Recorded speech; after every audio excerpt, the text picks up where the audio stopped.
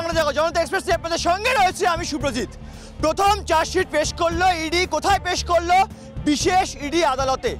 জ্যোতিপ্রিয় মল্লিক রাজ্যের প্রাক্তন খাদ্যমন্ত্রী নাকি 450 কোটি টাকার উপর নাকি দুর্নীতি করেছে। কারা বলছে? সেই ইডি আধিকারিকরা বলছে। তার সঙ্গে কে জড়িয়ে রয়েছে? বাকিবুর রহমান, তার ঘনিষ্ঠ, এবং সেই তালিকায় নাকি আরো অনেকে থাকতে পারে, এরকম একাধিক প্রশ্ন উঠছে। 162 পাতার সেই যখন নথি পেশ করা হচ্ছে এবং যে চার্জশিট, সেখানে স্পষ্টরূপে বলা হচ্ছে 2021 সালের পর যখন তাকে দফতর পরিবর্তন করা হয় তারপরেও কিন্তু সেই দুর্নীতি চলেছে, এবং তার স্ত্রী মণিদীপা, সন্তান প্রিয়দর্শিনী, তারাও নাকি এই দুর্নীতির একদম মূল মাথা। এবং এই নিয়ে কিন্তু একাধিক প্রশ্নকে সাধারণ মানুষের মনেই, তবে তারা প্রশ্ন করতে ভয় পায় আর তাদের হয়। এবার প্রশ্ন করবো আমি এনাদের প্রত্যেককে। তার পরিচয় করাবো। আমাদের সঙ্গে রয়েছেন তৃণমূল কংগ্রেসের পক্ষে বক্তব্য রাখবেন কৌশিক মাঝি, আমাদের সঙ্গেই রয়েছেন বুলবুলি মাঝি বিজেপির মুখপাত্র, আমাদের সঙ্গে রয়েছেন বামেদের মুখপাত্র জিৎ সিংহ, রয়েছেন রাজনৈতিক বিশ্লেষক জয়দেব গড়, আমাদের সঙ্গে রয়েছেন রবি মণ্ডল বিজেপির অপর এক মুখপাত্র, এবং আমাদের সঙ্গে রয়েছেন সৌরদীপ শর্মা তৃণমূল কংগ্রেসের পক্ষে বক্তব্য রাখবে। একটু আমি জয়দেবকে দিয়ে শুরু করছি। জয়দেব দা, তৃণমূল কংগ্রেস এক কথা বলবে, বিজেপি এক কথা বলবে, একজন রাজনৈতিক বিশ্লেষক হিসেবে কি মনে হচ্ছে? 450 কোটি টাকা দুর্নীতি হয়েছে, সেখানে সাধারণ মানুষের অনেক টাকা জড়িয়ে আছে এবং তারা দীর্ঘদিন ধরে চাইছে যেন দুর্নীতির থেকে তারা মুক্ত হওয়া। কারণ বারংবার রাজ্য মানে শিক্ষক নিয়োগ দুর্নীতি, রাজ্য মানে পুরসভা নিয়োগ দুর্নীতি, রাজ্য মানে নাকি রেশন দুর্নীতি। কি বলবেন? না, এই দুর্নীতিগুলো সারা ভারতবর্ষে বিরোধী রাজ্যগুলোতেই ইডি এবং সিবিআই দাবি করে, কিন্তু ইডির যে মানে সাফল্যের হার সেটা তো 100%-এরও কম। এবং এইটার কারণ হচ্ছে তারা 100% অভিযুক্ত করে, কিন্তু অভিযুক্তকে প্রমাণ করে 100%-এরও কম। কারণ দেখুন, এই যে বাকিবুর আপনি বলছিলেন বালু ব্যাপারে, সেখানে ওরা যে চার্জশিট পেশ করেছে, সেই চার্জশিটে বলছে যে আমরা এই যে টাকার হিসেবটা 400 কোটি টাকা দিয়েছি। কোথা থেকে দিয়েছি? না, বাকিবুরের এক অডিটারের থেকে পেয়েছি। তার মানে কোনো অ্যাকাউন্ট থেকে পাইনি, কোনো সোর্স থেকে পাইনি, টাকাটা বাস্তবে কোথাও রিয়েলাইজেশন হয়নি, কোনো এক অডিটারের গল্প ফেলে দিয়েছে চার্জশিটে। আচ্ছা, আরেকটা ওনারা বলছেন যে কালো টাকা সাদা করা হয়েছে, তাই কালো টাকা সাদা করার জন্য 3টে কোম্পানি নাকি ব্যবহার করা হয়েছে। আদালত ইডিকে বলেছে, বলে যে কোম্পানিগুলোর নাম বলেছেন তাদের ডিরেক্টরদের নাম কোথায় চার্জশিটে, তাদের কেন আদালতে ডেকে পাঠাননি? তার মানে এটা বোঝা যাচ্ছে যে ওপরওয়ালার মানে মোদি, অমিত শাহ এবং শুভেন্দু অধিকারীর চাপে ইডি তাড়াহুড়ো করে ভোটের বাজারে একটা চার্জশিট। জনগণ জানতে চায় আদালত তাহলে কোনো জায়গায় কিন্তু মাহাত্ম্য রাখছে না। কারণ জয়দেব দা আমার সত্যি দাঁড়িয়ে বলছেন, টেলিভিশনের পর্দায় লোকজন দেখতে পাচ্ছে নরেন্দ্র মোদীর চাপ, শুভেন্দু অধিকারীর চাপ, সুকান্ত মজুমদারের চাপ, পাতি কথায় বিজেপির চাপ, কেন্দ্রীয় চাপে নাকি এত কাজকর্ম করছে ইডি আধিকারিকরা। সত্যি কি তাই? আমরা রেশন দুর্নীতিতে দেখেছিলাম জ্যোতিপ্রিয় মল্লিক যখন পদে বসেছিলেন, মানে খাদ্য দপ্তরের মন্ত্রী হয়েছিলেন, তখন তিনি 12,500 জনকে রেশন 12,500 জনের রেশনের রেজিস্ট্রেশন বাতিল করেছিল। তখন জনগণের সামনে এটা দেখানো হয়েছিল যে তিনি কাজ করছেন এবং দুর্নীতিগ্রস্ত মানুষ যারা রেশনে চুরি করছে, সাধারণ মানুষের রেশন চুরি করছে, তাদেরকে তিনি সরাচ্ছেন। আজকে এসে কিন্তু আমরা ঠিক তার উল্টোটা দেখছি। তাই তো জ্যোতিপ্রিয় মল্লিক আজ যার দ্বারাই হোক না কেন, এখানে সবাই দাঁড়িয়ে বলবেন যে ইডি তো বিজেপির। আমি বলবো যে যদি বিজেপিরই হয়, তিনি তো ধরা পড়েছেন দুর্নীতিগ্রস্ত হয়ে, তাহলে আজকে কি প্রমাণ হলো যে 12,500 জন মানুষের রেশন রেজিস্ট্রেশন বাতিল করা ছিল, তাহলে আসলে তারা ঠিক ছিল, তারা এদের দুর্নীতির জালে জড়ায়নি বলেই তাদের রেজিস্ট্রেশন বাতিল করা হয়েছিল। আজ অন্যায় সায় দিচ্ছে না, বুলবুলিদির বক্তব্য অনুযায়ী যারা অন্যায় সায় দিচ্ছে না, রেশন দুর্নীতি জালে তাদেরকে ঢুকিয়ে দেওয়া হচ্ছে। কৌশিক দা, বারবার কিন্তু রাজ্যের প্রাক্তন খাদ্যমন্ত্রী তথা বর্তমান বলমন্ত্রী জ্যোতিপ্রিয় মল্লিকের নাম উঠে আসছে, কারণ একটা জোর দেওয়ার কথা বলা হচ্ছে, কারণ যারা দুর্নীতিতে সাহায্য করবে না তাদেরকে আমি নাকি বিপদে ফাঁসিয়ে দেবো। সত্যি কি তাই হতে পারে কখনো? একদমই ঠিক। ভারতবর্ষে শাসক দল তাদের যে এজেন্সিগুলোকে যে ব্যবহার করছে, ইডি এবং সিবিআই, এই যে জয়দেবদা একটু আগে বলছিল, ইডি সিবিআই আজ অবধি যত তদন্ত করেছে, কতগুলো তদন্তের সমাধান সূত্র বেরিয়েছে, সেটা নিয়েই একটা বড় প্রশ্নচিহ্ন। তাহলে সেই ইডি কী চার্জশিট দিল, সেই চার্জশিটের ভিত্তিতে আগে আমাদের যে নেতা জ্যোতিপ্রিয় মল্লিক যিনি ধরা পড়েছেন বা যাকে ইডি গ্রেপ্তার করেছে, সে আগে দোষী সাব্যস্ত হোক, তারপরে তো এই প্রশ্নের উত্তর দেবো। 2016 সালে নারদাকাণ্ড হয়েছিল, ইডি তদন্ত করছে, এই 2023 সাল শেষ হয়ে 2024 সাল পড়তে গেল। ইডির ভূমিকা কি? এখনো পর্যন্ত নারদায় কেন চার্জশিট জমা হলো না? কারণ নারদাকাণ্ডে শুভেন্দু অধিকারী এই রাজ্যের বিরোধী দলনেতা, বিজেপি নেতা, তিনি জড়িত আছেন বলে সেই জন্য ইডি 2016 সাল থেকে 2023 সাল শেষ হতে চললো, চার্জশিট জমা করতে পারলো না। আমি আসবো জিদ্দা, বারংবার রাজ্যের মুখ্যমন্ত্রী মমতা বন্দ্যোপাধ্যায় বন্দ্যোপাধ্যায় বলছেন যে এই কেন্দ্রীয় সরকার নাকি বলেছে রাজ্যে নাকি রেশন ভুয়ো রেশন কার্ড নাকি বাতিল করার শীর্ষে রয়েছে রাজ্যের মুখ্যমন্ত্রী মমতা বন্দ্যোপাধ্যায়ের হাত, এবং যখন জ্যোতিপ্রিয় মল্লিক এই দায়িত্ব পেয়েছিলেন খাদ্যমন্ত্রীর তখন নাকি সবথেকে বেশি রেশন কার্ড ভুয়ো রেশন কার্ড নাকি বাতিল করা সম্ভবপর হয়েছিল। রাজ্যের মুখ্যমন্ত্রী আরেকটি গুরুত্বপূর্ণ বক্তব্য, মাননীয় মুখ্যমন্ত্রী একটা কথা বলছেন যে বামেদের সময় নাকি এই রেশন দুর্নীতির সূত্রপাত, সত্যি কি তাই হয়েছিল? দেখুন, সূত্রপাত কিনা যাই না, তবে 2011-র পর থেকে যেভাবে রেশন দুর্নীতি হয়েছে, আর আমি একটা তৃণমূলের সাথে সহমত এইখানে। উনি বলছেন যে ইডি নাকি কোনো ফলাফল দিতে পারেন না, আমরাও একমত যে ফলাফল দিতে চাই না ইডি। তার কারণ এইখানে একটা প্রকাশ্য ব্যাপার রয়েছে, ইডি আর সিবিআই যে তদন্তগুলো করছে সেই তদন্তগুলো গিমিক, সেই তদন্তগুলো হচ্ছে ধরবো করছি তবু ধরতে পারছি না। তার কারণ ওই সেটিংটা যখন হয়ে যাবে তখন আবার এই ইডি সিবিআইয়ের যে তদন্ত প্রক্রিয়া সেটি শিথিল হয়ে যাবে। আসবো তাহলে রুবিদি, সেটিং তত্ত্ব তৃণমূল কংগ্রেসের সঙ্গে তাহলে কোথাও গিয়ে ইডি থাকতে পারে কি মনে হচ্ছে? 24-এর লোকসভা নির্বাচনের আগেই জিদ্দদের বক্তব্য নির্বাচনী গিমিক, এটা সত্যি কি তাই?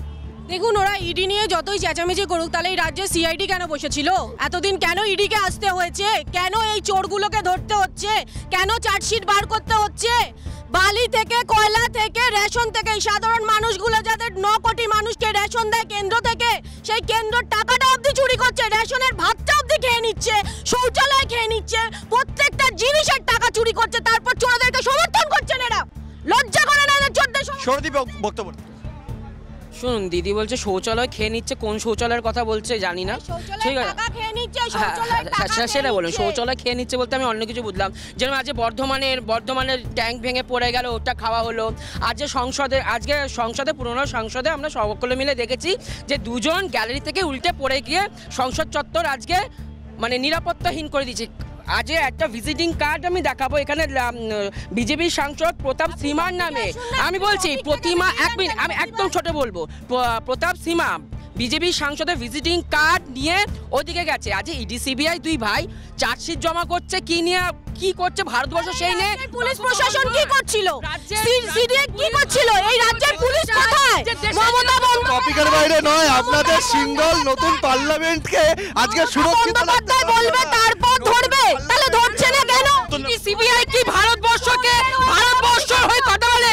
ভারতবর্ষ 1 মিনিট, সাধারণ জনগণের, সরদীপ 1 মিনিট কথা বলো, সাধারণ জনগণের হয়, তারা দাঁড়িয়ে আছে, তারা রেশন পান, হয়তো আমিও রেশন পেতাম বা তুমিও তো রেশন পেতে, কিন্তু সেই রেশন নিয়ে দুর্নীতি হচ্ছে। কৌশিক দা বারংবার মুখ খুললেই নাকি মুখ বন্ধ করে দেওয়া হচ্ছে, জ্যোতিপ্রিয় মল্লিকের নামে কথা বললেই নাকি তৃণমূল কংগ্রেসের উপর থেকে নাকি চাপ দেওয়া হচ্ছে। চাপ কি সত্যি দেওয়া হচ্ছে? মানে সত্যিটা তাহলে কি? কারণ এখন অব্দি কিন্তু সবাই অভিযুক্ত, কেউ এখন অব্দি প্রমাণিত হয়নি দোষী সাব্যস্ত হিসাবে। মিডিয়া ট্রায়াল একটা বিষয় এখন উঠে এসছে। মিডিয়া ট্রায়ালে কেউ দোষী প্রমাণ হওয়ার আগেই মিডিয়া এমনভাবে উপস্থাপিত করে দেয় যে তাকে ইডি বা সিবিআই গ্রেপ্তার করলো বা তার বাড়িতে তল্লাশি করলো বলেই সে বোধহয় অন্যায়কারী হয়ে গেল। বিষয়টা বিচারাধীন, এবং যদি তথ্য প্রমাণের ভিত্তিতে ইডি কোনোদিন দোষী সাব্যস্ত প্রমাণ করতে পারে আদালতে তৃণমূলের নেতাকে, তখন আমরা এদের সমস্ত যুক্তি, সমস্ত অভিযোগ মেনে নেব। যখন মানুষের রেশনটাকে খেয়ে নিল এই বর্তমান সরকার, 1 মিনিট রেশনের টাকা যেটা কেন্দ্র সরকার পাঠিয়েছে সেই টাকাটা পাওয়া যায়নি, রেশন পায় না, রেশন পায়নি। আজকে আপনারা জিজ্ঞাসা সাধারণ মানুষকে জিজ্ঞাসা করুন যে রেশনটা কেন্দ্র সরকার দেয়। আমি এখানে বলবো দাদা, রেশন কারা কারা পান না হাত তুলুন তো। এখানে রেশন কারা কারা পান না হাত তুলুন। রেশন পান না আপনি? না, পাই না, রেশন পাই না আমি। আমার অ্যাকচুয়ালি রেশন কার্ড আমি অনেকবার অ্যাপ্লাই করেছিলাম, বাট আমি পাইনি কোনোদিন রেশন কার্ড। তাহলে উত্তর নেব। জয়দেব দা, জনগণ আমজনতা বলছে, আপনারা কি বলবেন? আমজনতা বলছে, তৃণমূল কংগ্রেস বলছে না, বিজেপি বলছে না, আমজনতা বলছে রেশন পাচ্ছে না, কি বলবেন? দেখুন, এখানে আপনি প্রশ্ন করলেন শতাধিক মানুষকে, শতাধিকের মধ্যে একটি মানুষ হাত তুললো যে রেশন পায় না। সেখান থেকেই তো সফলতার হার বোঝা যায় যে পশ্চিমবঙ্গে প্রতিটা মানুষ 100 জনের মধ্যে 99 জন রেশন পায়। একজন মানুষ পান না, তার কি জন্য পান না? দুয়ারে সরকারে যান, আধিকারিকদের সঙ্গে। আজকে সকাল থেকে রাত্রি অবধি রেশনের জন্য লাইন দিয়ে রাখতে হয়। উনি সাধারণ মানুষদের কথা জানে না, ওনার রাস্তায় নামা উচিত, দেখা উচিত রেশন দোকানে। রেশন দেয় কেন্দ্র সরকার, কেন্দ্র সরকারই দেয় কেন্দ্র সরকার। রেশন টাকায় চলে, বিজেপি রেশন দেয় না, বিজেপি রেশন দেয় না।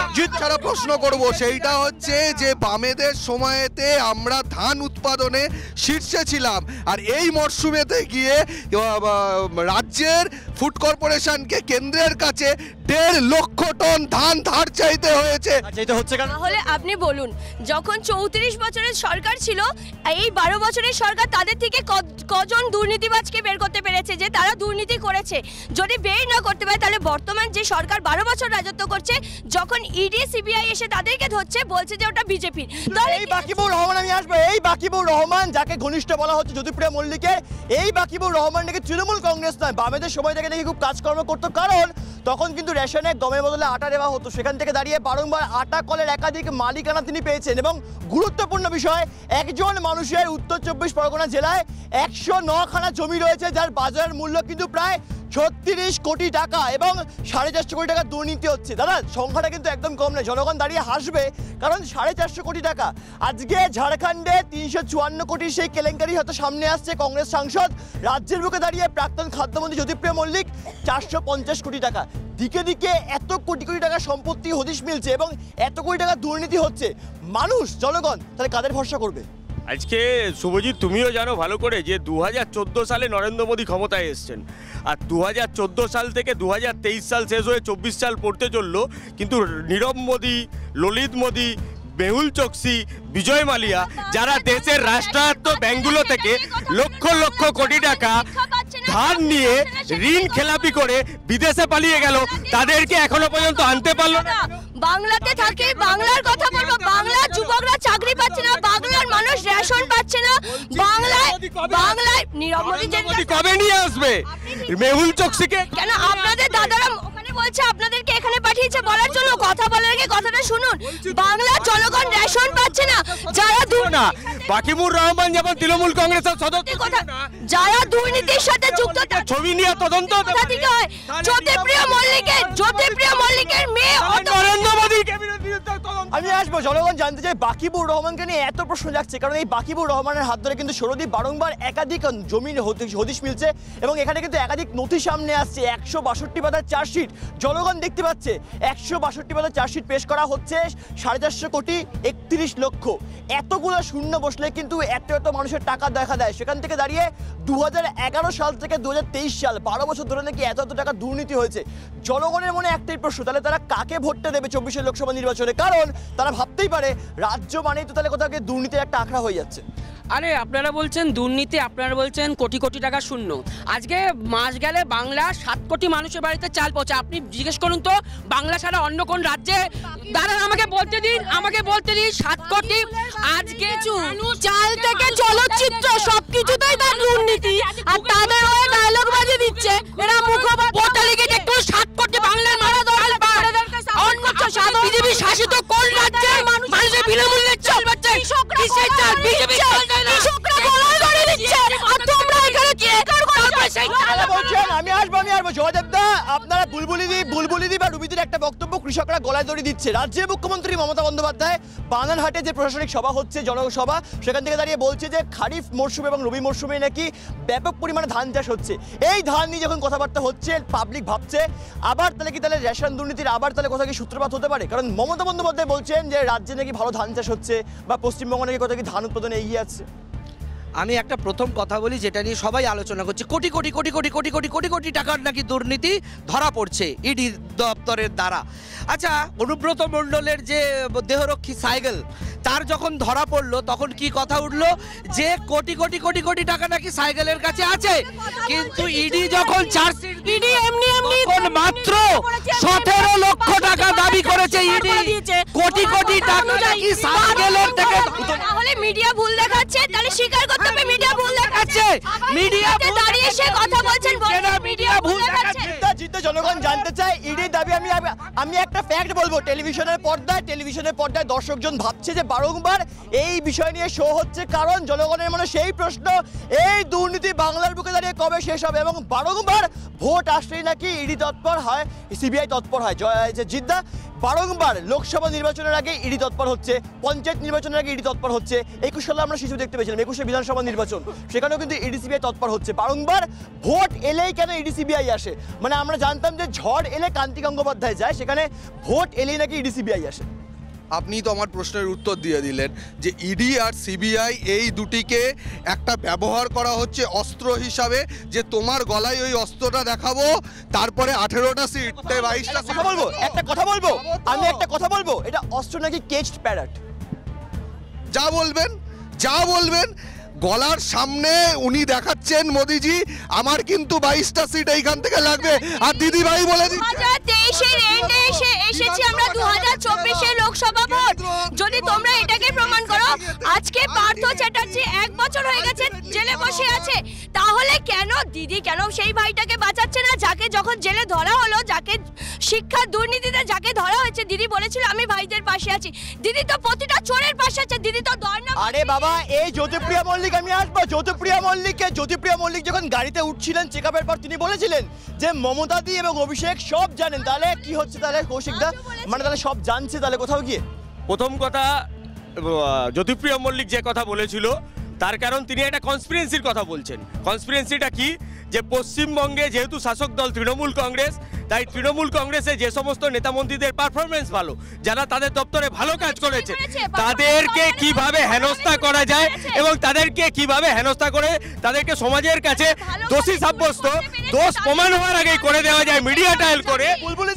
বুলবুলি জ্যোতিপ্রিয়া মল্লিক কিন্তু এই কথাটা বলেছিলেন যে তিনি কিন্তু বিজেপির প্রতিহিংসার একদম শিকার হয়েছে। একদম, উনি বারবার আজকেও বলেছেন যে আমি বিজেপির দ্বারা প্রতিহিংসার শিকার হচ্ছি। যদি উনি বিজেপির প্রতিহিংসার শিকার হন, ওনার কাছে তো উকিল আছে, রাজ্যের তো একটা আইন আছে, তো তারা কেন তার আগে তার সাথে কেন নেই?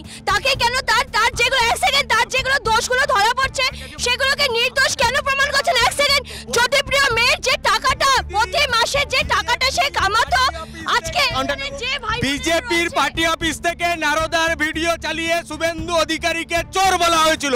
সেই শুভেন্দু অধিকারী কৈসের ভিত্তিতে বিজেপি চলে যাওয়ার পরে ওদিকে যাবে, চাল চুরি করেছে, সব একদম ধরা পড়েছে, 162 পাতার চার্জশিট বেরিয়েছে, তারপরও নির্লজ্জ। আপনারা বলবেন না কে চোর? ইডি সিবিআই বিজেপি বলবে তো চার্জার হয়ে গেছে, শিক্ষা সিবিআই চোর বলছে।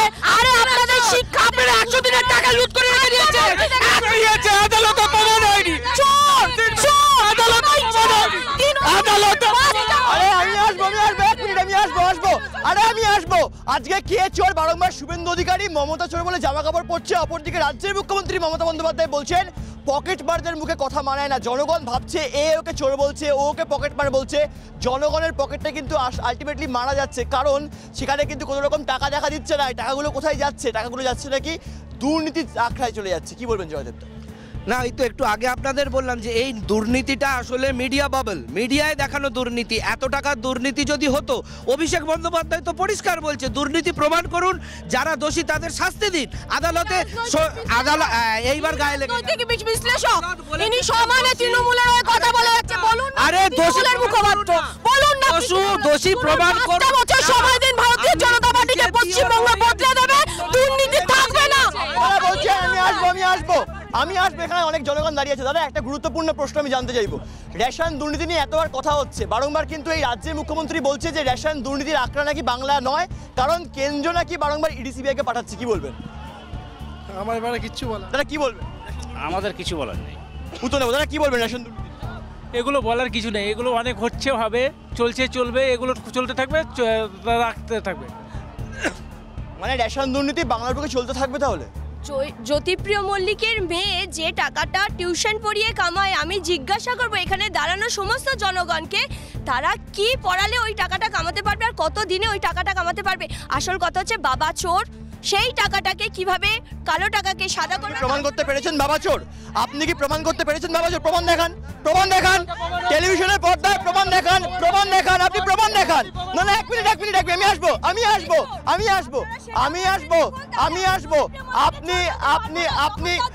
আপনারা বলছেন, আচ্ছা এক মিনিট, আচ্ছা কোথায় শোভা পায় রাজ্যের একজন বিরোধী দলনেতা শুভেন্দু অধিকারী মমতা চোর বলে পার্লামেন্টে ঢুকছেন, বিধানসভায় ঢুকছেন?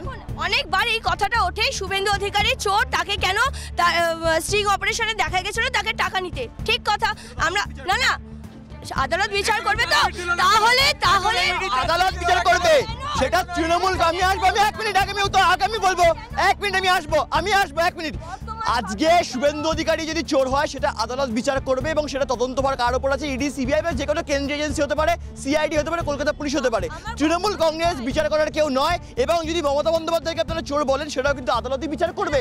তাহলে আপনি বলছেন বালু চোর, কেন চোর? প্রমাণ আছে আপনার কাছে? তারা বলছেন কেন? যেটা দেখতে পাচ্ছি সেটা তাহলে চুরি নয়, তাহলে টিভির পর্দা আমাদেরকে পুরো ফল শো দেখানো হচ্ছে। তাহলে আজকে যারা এখানে দাঁড়িয়ে আছে মমতা ব্যানার্জিকে কাগজে মুড়িয়ে টাকা নিতে দেখা যায়নি, কিন্তু যাকে দেখা গিয়েছিল শুভেন্দু অধিকারীকে কাগজে মুড়িয়ে টাকা নিতে, সে যদি চোর মমতা বলে মানুষ ওকে দেখে হাসবে। আমি বলতে দেবো। আমার কাছে কথা হচ্ছে, উনি বলছেন না কার এত টাকা তত টাকা, কেন হয়েছেন উনি মন্ত্রী? তো জয় শাহ, অমিত শাহর ছেলে, ক্রিকেট ব্যাট ধরেছে কোনোদিন? বিসিসিআই এর প্রেসিডেন্ট হয় কি করে? সেই জায়গায় তো ওনার একটা কথা হয় না, তদন্ত করুন, প্রমাণ হয় পাচ্ছেন না তো? আপনারা চোর সাজিয়ে দেন কি করে? আপনারা চোর বলেন। বেশ, আমরা একদম আমি আসবো একদম প্রোগ্রামের, আমি আসবো 1 মিনিট। প্রোগ্রামের শেষ পর্যায়ে আমি এসে গেছি। সৌরদীপ, বারংবার কিন্তু এই যে 450 কোটি টাকা দুর্নীতি হচ্ছে, জয়দেবদা বলছে কোথাও গিয়ে নাকি এত টাকা নাকি দেখানো হচ্ছে না কোথাও গিয়ে, এবং বারংবার নাকি সাজানো ঘটনা নাকি কোথাও গিয়ে ইডি, সিবিআই মনে করছে যে আরো কয়েকশো কোটি টাকা দুর্নীতি হতে পারে বলে একেবারে 24-এর লোকসভা নির্বাচনের আগে একটা বড় ধাক্কা দিতে পারে ইডি, সিবিআই। দেখুন, দুর্নীতি হয়েছে কিনা, চুরি হয়েছে কিনা, এটা তো আদালত ঠিক করবে, এটা তো আমরা ঠিক করার কেউ নই।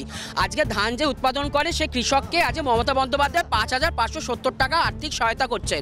আপনারা অন্য রাজ্যে গিয়ে দেখুন, সেখানে সমস্ত কৃষকরা আত্মহত্যা করছে টাকার বিনিময়ে, তারা টাকা পাচ্ছে না, আত্মহত্যা করছে। তাই বিজেপি শাসিত যে সমস্ত রাজ্যে আছে সেখানে কৃষকরা আত্মহত্যা করছে। শুধুমাত্র বাংলায় কৃষকরা ভালো আছে। এবং দিদি, ছোট করে উত্তর। বাংলার কৃষক আত্মহত্যা করছে, ন্যাশনাল টেলিভিশনে দেখাচ্ছে, আর এই যে বারবার করে বলছেন এগুলো সব ফেক। গণতন্ত্রের চতুর্থ স্তম্ভকে এরাই গালি দিচ্ছে। যেই মহুয়া মিত্র আপনাদেরই 2 টাকা দিয়ে তুলনা করেছে, আজকে এরাও এই কথাই বলছে। সারের দাম বাড়িয়েছে কে? কেন্দ্র সরকারের হাতে সারের দাম বাড়ানো এবং সারের থেকে ভর্তুকি তুলে নেওয়ার জন্য কৃষকরা আজকে সার কিনতে পারছে না, এবং সেই জন্য সার এবং রাসায়নিক সমস্ত চারা, দ্রব্য, বীজ এগুলোর দাম মোদী সরকারের আমলে আকাশ ছোঁয়া হয়েছে। আর যাই হোক, 2011 সালের আগে অন্তত যখন এই রাজনৈতিক আলোচনা হতো, কিছু ইস্যু নিয়ে আলোচনা হতো, আজকের মতো পরিস্থিতি হয়নি যে একে অপরকে শুধু চোর বলছে। একজন ওই গান্ধী মূর্তির নিচে বলছে আর একজন বি.আর. আম্বেদকরের নিচে বলছে 1 2 3 4 বিজেপির সবাই চোর আর এরা তৃণমূলের সবাই চোর বলছে। তাহলে এই চোর আর চোর বর্তমান জেনারেশনটাকে নষ্ট করা হচ্ছে এবং রাজনৈতিককে কুলসিত করা। আনইন্টারপ্রেট বলবেন। একটা কথা বলি, দাদা বারবার বলছেন কি টিভির পর্দায় যেটা দেখানো হচ্ছে সেটা ভুল দেখানো হচ্ছে, সেটা নাকি সাজানো ঘটনা। দাদাও কিন্তু আজকে টিভির পর্দাতে এসে দাঁড়িয়েই প্রমাণ করছেন যে আমরা কিন্তু ভালো। দাদা কিন্তু মুখপাত্র হয়ে আসেনি, দাদা এসেছে টিএমসির হয়ে কথা বলতে। বলুক, ক্ষতি নেই, কিন্তু বাংলার জনগণের টাকাটা কোথায়? বাংলার যুবকদের চাকরি কোথায়? বাংলার মুখ্যমন্ত্রীকে জিজ্ঞাসা করতে বলেন। বাংলার যে দাদা ওখানে বসে বক্তব্য রাখছে আর এনাদেরকে পাঠিয়ে দেন এখানে কথা বলার জন্য, তো বাংলার মানুষের হয়ে কবে কথা বলবে? এরা বাংলার হয়ে টাকা নিচ্ছে, বাংলার মানুষের কথা। আজকে একটা কনস্পিরেন্সি চলছে তৃণমূল সরকারের বিরুদ্ধে। 2014 সালে মোদী সেন্ট্রালে ক্ষমতায় আসবার পরে পশ্চিমবঙ্গে বিজেপির পায়ের তলার মাটি তৈরি করে দেয় ইডি, সিবিআই এর তদন্ত। আর সেই তদন্ত আজও অবধি, 2014 সালে সারদা মামলার তদন্ত সিবিআই নিয়েছিল, 2024 সাল হতে চাইলো, তার কোনো সমাধান সূত্র এখনো বেরোলো না। নারদা 2016 থেকে ইডি করছে, এখনো কোনো তথ্য প্রমাণ বেরোলো না। তো আলটিমেটলি এতগুলো তদন্তই হয়ে যাচ্ছে আর তৃণমূলের নেতাদেরকে মিডিয়াতে চোর। কথা বলবো, আমি একটাই কথা বলবো, আনইন্টারাপ্টেড। আমার কথা হচ্ছে যদি এরা নির্দোষ হয় তো বর্তমান সরকার এদেরকে নির্দোষ প্রমাণ করুক। কথা দিয়ে যাচ্ছে যদি নির্দোষ প্রমাণ হয়, বাংলার জনগণের হয়ে বলছি যে যদি নির্দোষ উনি প্রমাণ হন তাহলে সবাই মনে হয় একদম লাস্ট কাউন্টার। মোদি বলেছিল 2 কোটি চাকরি দেবে, যদি আজকে 2 কোটি চাকরি দিত পশ্চিমবঙ্গেও এত বেকার থাকতো না। আর আজকে ইউনাইটেড নেশনস বলে দিয়েছে যে ভারতবর্ষে 74% মানুষের পুষ্টিকর খাদ্য কেনার সামর্থ্য নেই। এরকম একাধিক প্রশ্ন যাকে সাধারণ মানুষের মনে, কারণ 450 কোটি টাকার নাকি দুর্নীতি হয়েছে বাংলার বুকে দাঁড়িয়ে। একদিকে ঝাড়খণ্ডের লোকে দেখতে পাচ্ছে কংগ্রেস সাংসদের বাড়ি থেকে 354 কোটি, বাংলার বুকে নাকি ইডি, সিবিআইয়ের বক্তব্য 162 পাতার চার্জশিট পেশ করা হচ্ছে প্রথমবার ইডি আদালতে। সেখানে দেখা যাচ্ছে 450 কোটি 31 লক্ষ টাকা। আদৌ কি এত পরিমাণ টাকা উদ্ধার হয়েছে নাকি সবটাই নির্বাচনী গিমিক? এই নিয়ে একাধিক প্রশ্নই সাধারণ মানুষের মনে জেগেছিল, জাগছে, জাগবে। দেখাবে আগামী এপিসোডে। দেখে থাকুন বাংলা সাগর।